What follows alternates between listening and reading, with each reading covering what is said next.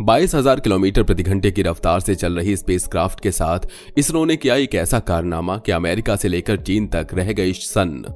दोस्तों, ये कोई साधारण मिशन नहीं था, बल्कि एक ऐसा बेहद चुनौतीपूर्ण और जोखिम से भरा मिशन था जिसके दौरान इसरो के यान को ऐसी स्थिति का सामना करना पड़ा कि अगर इसे सही तरीके से संभाला न गया होता तो ये यान पूरी तरह से नष्ट हो सकता था।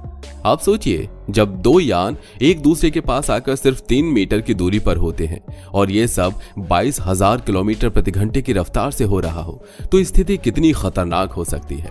और उस समय इसरो के पास सिर्फ 4.5 किलो प्रोपेलेंट था, जिसमें डॉकिंग और रीडॉकिंग करनी थी। अगर कोई भी गलती हो जाती तो ये यान अंतरिक्ष में भस्म हो सकते थे।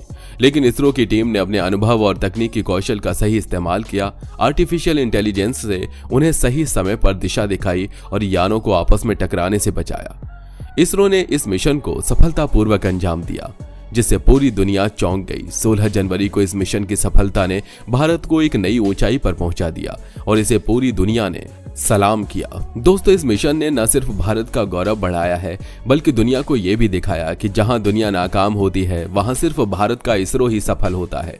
तो चलिए वीडियो में बने रहिए, क्योंकि इस वीडियो में हम आपको इस मिशन के बारे में विस्तार से बताएंगे कि इसरो ने कैसे इस खतरनाक स्थिति का सामना किया और पूरी दुनिया को कैसे चौंका दिया। लेकिन उससे पहले आप इसरो के साइंटिस्ट के सम्मान में इस वीडियो को लाइक जरूर करें और उनके लिए कुछ शब्द नीचे कमेंट में जरूर लिखें। इसरो ने 30 दिसंबर को अंतरिक्ष में एक बेहद अहम मिशन भेजा था, जो आने वाले समय का गेम चेंजर साबित हो सकता है। इस मिशन का नाम है स्पेस एक्स मिशन, जिसमें 2 छोटे अंतरिक्ष यान शामिल थे, जिनका वजन लगभग 220 किलो था। इन दोनों यानों को इसरो के सबसे भरोसेमंद रॉकेट PSLV-C-67 के जरिए 470 किलोमीटर की ऊंचाई तक भेजा गया, जहां ये 29,000 किलोमीटर प्रति घंटे की रफ्तार से अंतरिक्ष में दौड़ने लगी। इनमें से एक यान का नाम चेजर था और दूसरे का नाम टारगेट DX यान।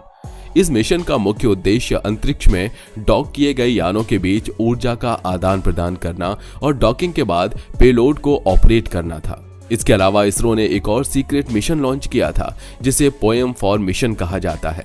यह मिशन इसरो का टॉप सीक्रेट प्रोजेक्ट था, जिसमें कुछ ही प्रयोग सार्वजनिक होते हैं। इस पोएम फॉर प्लेटफॉर्म पर इसरो ने कुछ ऐसा किया है कि नासा और रॉस्कोस्मोस जैसे संगठन भी इसरो को सलाम कर रहे हैं। इस मिशन के माध्यम से भारत ने अंतरिक्ष में फसल भी उगाई है। इसरो का मुख्य ध्यान स्पेस डॉकिंग एक्सपेरिमेंट पर था, जिसका ट्रायल हाल ही में किया गया था। इस दौरान इसरो ने इन दोनों यानों के बीच दूरी पहले 15 मीटर और फिर 3 मीटर तक कम कर दी, लेकिन जब आगे बढ़ने की कोशिश की गई तो कुछ तकनीकी दिक्कत आई। आर्टिफिशियल इंटेलिजेंस ने यानों को और आगे बढ़ने से रोक दिया और उन्हें अचानक पीछे की ओर धकेल दिया, ताकि दोनों यान आपस में टकरा न जाएं, क्योंकि ये कोई साधारण रफ्तार नहीं थी, बल्कि 22,000 किलोमीटर प्रति घंटे की रफ्तार से चल रहे थे।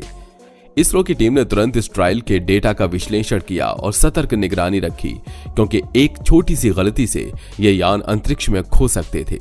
दोस्तों, इस मिशन में सबसे बड़ी समस्या सूर्य की रोशनी की कमी से आ रही थी, क्योंकि लो अर्थ ऑर्बिट यानी LEO में सैटेलाइट्स की स्थिति के कारण सोलर पैनल्स पर्याप्त ऊर्जा उत्पन्न नहीं कर पा रहे थे।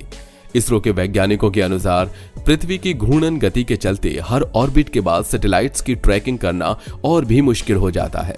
सैटेलाइट्स 7 किलोमीटर प्रति सेकंड की गति से चलते हुए हर 90 मिनट में एक ऑर्बिट पूरा करते हैं, जिससे ग्राउंड स्टेशन से केवल 15 से 20 मिनट का ही संपर्क समय मिलता है। इसके अलावा स्पेस एक्स मिशन के सैटेलाइट्स के पास केवल 4.5 किलोग्राम प्रोपेलेंट था और इस मिशन का पूरा काम उसी पर निर्भर था।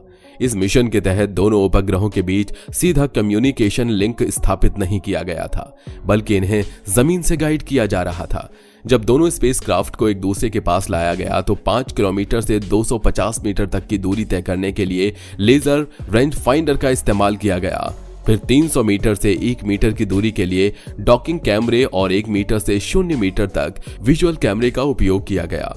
DX-1 उपग्रह में 4.5 मीटर IV और 9.2 गुना 9.2 किलोमीटर क्षेत्र वाला एक हाई रेजोल्यूशन कैमरा लगाया गया, जो इसरो के निगरानी कैमरे का छोटा रूप है और इसमें स्नैपशॉट मोड और वीडियो मोड दोनों की सुविधा है। वहीं SD-2 उपग्रह में एक मिनिएचर मल्टी स्पेक्ट्रल पेलोड लगाया गया है, जो 450 नैनोमीटर से 860 नैनोमीटर तक के 4 VNR बैंड पर काम करता है। ये 450 किलोमीटर की ऊंचाई से 100 किलोमीटर के क्षेत्र को कवर करता है और इसकी सटीकता 25 मीटर IG है। यह कैमरा प्राकृतिक संसाधनों की निगरानी और वनस्पति अध्ययन के लिए अत्यधिक उपयोगी है। SD-2 में एक रेडिएशन मॉनिटर, जिसे रेडॉन पेलोड कहा जाता है, भी लगाया गया है। ये पेलोड अंतरिक्ष में मिलने वाली रेडिएशन खुराक को मापता है और इससे एक डेटाबेस तैयार किया जाएगा जो भविष्य में अंतरिक्ष विज्ञान और मानव अंतरिक्ष उड़ानों के लिए काफी महत्वपूर्ण होगा। दोस्तों, स्पेसएक्स मिशन के छोटे आकार और हल्के वजन की वजह से यह और भी ज्यादा चुनौतीपूर्ण बन गया था। 2 बड़े अंतरिक्ष यानों को डॉक करने की तुलना में छोटे यानों के बीच डॉकिंग के लिए काफी ज्यादा सटीकता की जरूरत होती है। इसरो ने 16 जनवरी की सुबह स्पेसक्राफ्ट के बीच की दूरी को पहले 15 मीटर तक कम किया और फिर इसे 3 मीटर तक लाया। इसके बाद डॉकिंग को बेहद सटीकता के साथ अंजाम दिया गया और यह मिशन सफलतापूर्वक पूरा हुआ। इसके बाद भारत चौथा देश बन गया जिसने सफल स्पेस डॉकिंग हासिल की। डॉकिंग के बाद अब दोनों स्पेसक्राफ्ट के बीच इलेक्ट्रिकल पावर ट्रांसफर का प्रदर्शन किया जाएगा और फिर दोनों स्पेसक्राफ्ट अपने पेलोड का संचालन शुरू करेंगे। अगले 2 साल तक इनमें बहुमूल्य डेटा मिलेगा। इस टेक्नोलॉजी का इस्तेमाल अब चंद्रयान-2 मिशन में किया जाएगा, जिसमें चंद्रमा से सैंपल वापस पृथ्वी पर लाए जाएंगे। स्पेस स्टेशन बनाने और वहां जाने आने के लिए भी डॉकिंग टेक्नोलॉजी का उपयोग होगा। गगनयान मिशन, जिसमें मानव को अंतरिक्ष में भेजा जाएगा, उसके लिए भी यह टेक्नोलॉजी जरूरी है। सैटेलाइट सर्विसिंग, इंटरप्लेनेटरी मिशन और चंद्रमा पर इंसानों को भेजने के लिए भी यह डॉकिंग टेक्नोलॉजी महत्वपूर्ण होगी। भारत ने इस डॉकिंग मैकेनिज्म का पेटेंट भी हासिल किया है और इसे भारतीय डॉकिंग सिस्टम का नाम दिया है। इस डॉकिंग सिस्टम का डेवलप करने के लिए भारत को अपनी तकनीकी क्षमता का पूरा इस्तेमाल करना पड़ा, क्योंकि किसी भी स्पेस एजेंसी ने इस जटिल प्रक्रिया की बारीकियां साझा नहीं की हैं। इसके अलावा इस मिशन में माइक्रोग्रेविटी में एक्सपेरिमेंट करने के लिए 24 पेलोड भेजे गए थे, जो PSLV की रॉकेट की चौथी स्टेज में थे। इनमें से 10 पेलोड गैर सरकारी संस्थाओं से थे, जबकि बाकी इसरो द्वारा भेजे गए थे। दोस्तों, इस मिशन के दौरान भारत को काफी चुनौतियों का सामना करना पड़ा। हालांकि अमेरिका, रूस और चीन भी इसी तरह की मुश्किलों से जूझ चुके हैं। अंतरिक्ष में 2 स्पेसक्राफ्ट की पहली डॉकिंग 16 मार्च 1966 को जेमिनी 8 मिशन में पूरी की गई थी, जब जेमिनी 8 स्पेसक्राफ्ट ने पहले लॉन्च किए गए टारगेट व्हीकल के साथ डॉकिंग की थी। सोवियत यूनियन यानी आज का रूस ने पहली बार 30 अक्टूबर 1967 को 2 स्पेसक्राफ्ट को अंतरिक्ष में डॉक किया था। तब अनमैन्ड कॉस्मोस 24, 186 और 188 ने ऑटोमेटिक डॉकिंग की थी। वहीं चीन ने अपनी पहली डॉकिंग 2 नवंबर 2011 को की थी, जब बिना चालक दल वाला शेनझोउ स्पेसक्राफ्ट त्योंगोंग एक स्पेस लैब मॉड्यूल के साथ सफलतापूर्वक डॉक हुआ था। आपको ये वीडियो पसंद आया हो तो इसे लाइक जरूर करें और अगर आपने अभी तक हमारे चैनल को सब्सक्राइब नहीं किया है तो सब्सक्राइब करके बेल आइकन को दबा दें, ताकि आप कोई भी दिलचस्प और ज्ञानवर्धक वीडियो मिस न करें। साथ ही इस वीडियो को अपने दोस्तों के साथ शेयर करें ताकि ये जानकारी और भी लोगों तक पहुंचे। धन्यवाद।